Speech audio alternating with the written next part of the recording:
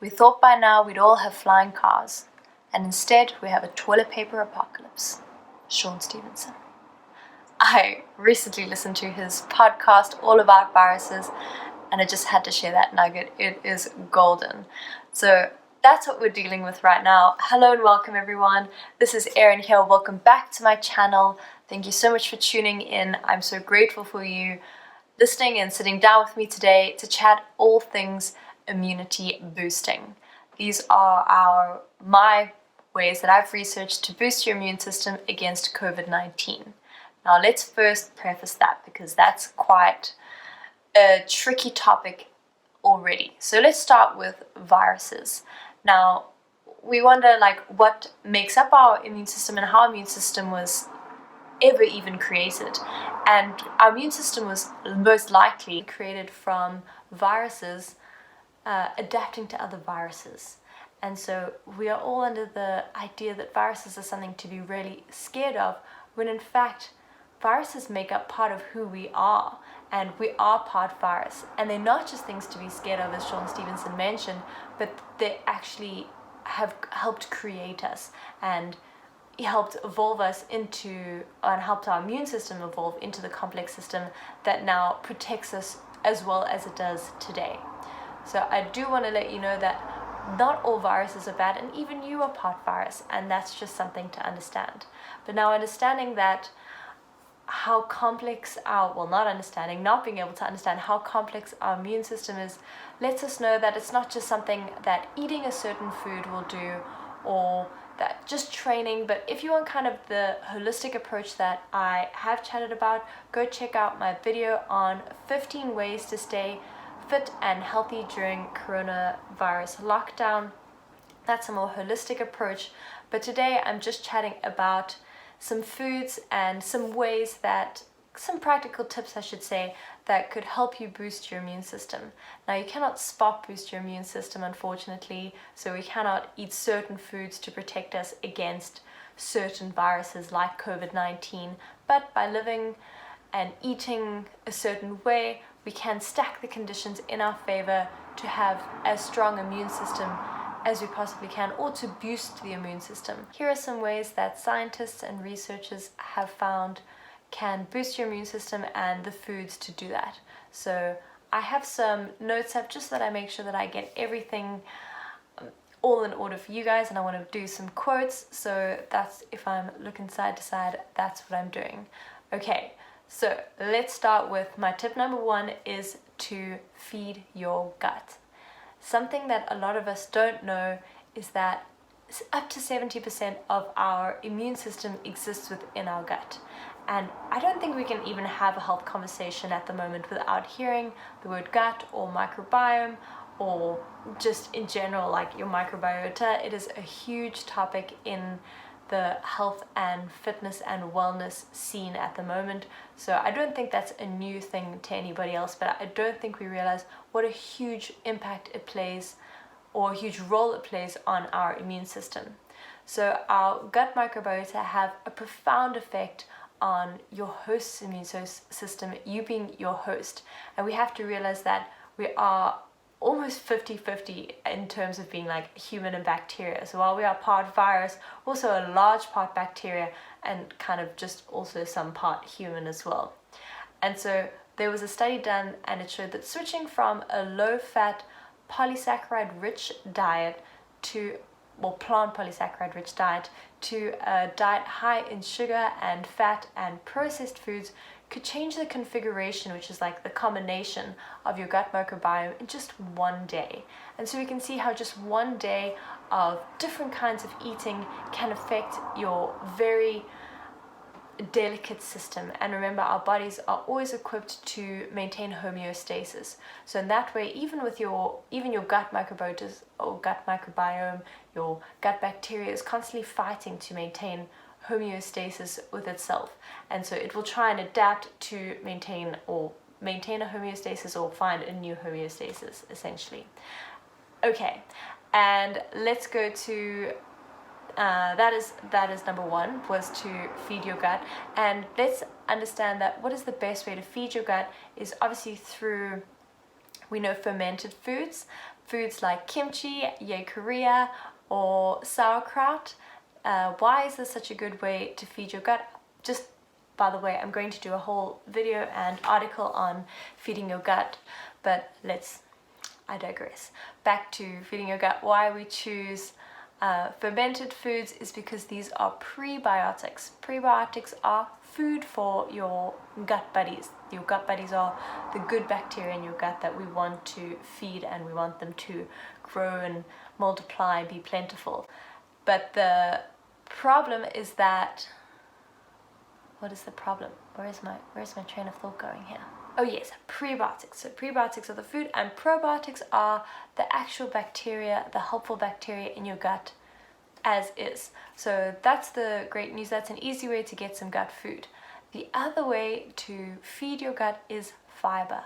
Fiber, fiber, fiber. I cannot stress fiber enough. I do have an article on fiber, and I will be doing a video on fiber real soon, but this is huge. Fiber is one of the most important elements of your diet. It is essential for overall health. It's essential for a healthy gut.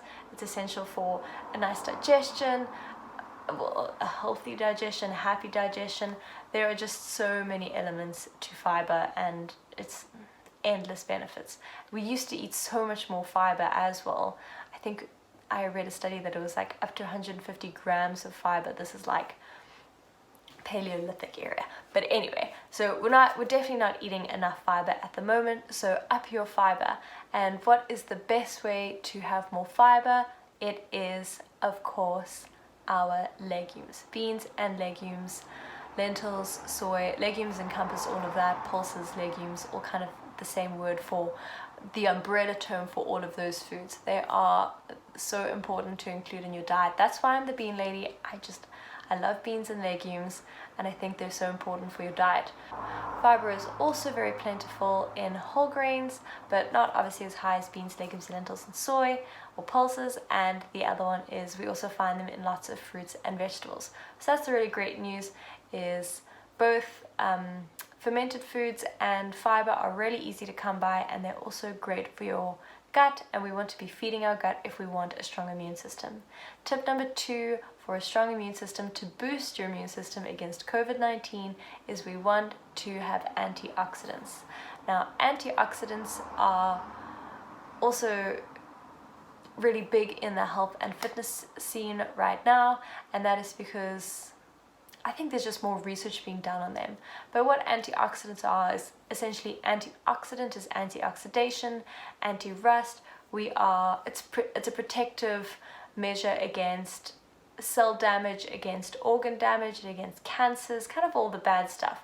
You kind of want to see it as like a protection against free radicals, and this means we have less inflammation in our body. And if there's less inflammation, that means there's more energy to add to essential processes in our body, like handling and a functioning immune system. The point about antioxidants is that they only exist in plants, and this is because the plants had to protect themselves against predators, because they cannot run away like animals can. And so they developed this ability to protect themselves from the environment and from the predators. So from the environment, the antioxidants, and from predators in terms of developing things like phytonutrients. And so when we eat stressed foods like that, we also gain the benefits of the phytonutrients and the stressed foods. What's also great is that's why we know plants have fiber in them, is because fiber is not digested. It is supposed to pass through you. And so the plants thought they were being really smart by developing fiber, which means they wouldn't be digested, so people wouldn't eat them, or predators wouldn't eat them. But instead, they are really beneficial to our digestion, because they help push everything down and help the good flow, if you know what I mean. So that is why we really love antioxidants and fiber in plant foods in particular. And another thing about antioxidants, which I really love, is it's very clear to see which foods are very antioxidant rich, because we see them in the colors. Things like blueberries, cabbage, obviously all green leafy vegetables. Anything that is really rich in color, we know is rich in antioxidants, and so they're very easy to spot and get in abundance in your diet. Okay, moving on to the next topic is we want to avoid, okay, so the first one was remember to feed your gut. The second one was to get more antioxidants, and the next one is to avoid inflammatory foods. So these are things like sugar, refined oils, fast food, generally all junk food, candies, processed meats, excessive alcohol. Yes, that's it. So those are the kinds of foods we want to avoid. Why do we want to avoid them? Is because this is taking energy from our essential processes. Firstly, it's causing inflammation, which, if you think about why people get sick, people think my immune system is not working because I'm getting sick, which in fact this is an indication that your immune system is working. The fact that you get a fever is your body's defense system. The fact that you bleed and then form a scab and a burn, all of that is your immune system. It's an indication that your immune system is working. So you might be already, you think, I'm not a stressed person, but think gym is a stressor, work is a stressor, emotional stresses, and then the food that you're putting in your body is adding a stress as well. And all of that inflammation combined is what's essentially going to cause your immune system to weaken, or your body not to have enough energy to give your body the required energy it needs to support a strong immune system. I hope that makes sense. I don't know if I was talking in circles there. Anyway, so one more time, that is feed your gut, consume antioxidants, avoid anti-inflammatory foods,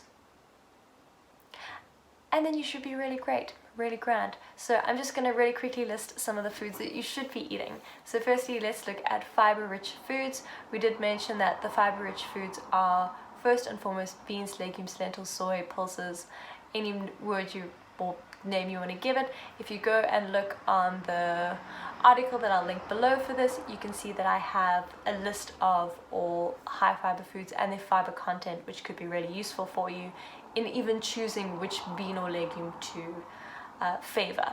Then the next one we look at is cruciferous veggies. Now these are known as the gold standard of immune boosting foods.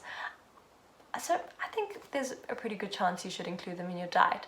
And also, if you want more details on all of these veggies, they're all in the article. So kind of foods that you want to eat in terms of cruciferous vegetables. I have Mr. Broccoli here.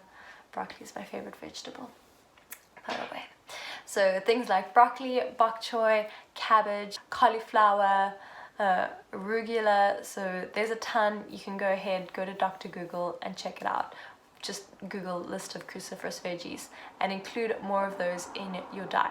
The next one is green leafy vegetables. Obviously we know that they are green, which means they are high in antioxidants, especially dark green leafy vegetables. Kale, spinach, collard greens, mustard greens, dandelion greens. Just get in as much greens as you can. Hide them in your smoothies, put them in your salads, add them to your cooked meals. Just smash in some of your greens. Eating the rainbow, yes, that was the other thing. So it's not only about eating green, or some people tend to like really focus on one color food group or one type of food or just one food group in general. And I really want to recommend eating the rainbow, because obviously we know that the different colors are different antioxidants, but also the different colors indicate that they do have different beneficial properties for your body. So do include all of the colors of the rainbow on your plate and in your salads and in your smoothies, because we want to be a holistically healthy person, so we eat a holistically diverse and abundant diet. And then people are fearful of the fact that in this coronavirus time there isn't really as much availability of fresh foods, or they can't go to the shops as often. Don't worry about that. Frozen food is just as nutritious as fresh food, sometimes even more nutritious, because the fruits and veggies are flash frozen at their most nutritious because it's at their ripest point or their peak ripeness. They are often more nutritious than some of the foods that you get on your store shelves, because they have been sitting there for a really long time, and most of the time or all of the time your frozen veggies would have been washed beforehand, so they just really are ready to eat as soon as you heat them up. Go ahead and purchase a whole bunch of frozen food. It's just as good, and if you prepare it well, I think steaming is the best way for me, then it kind of almost tastes as good as the fresh thing as well.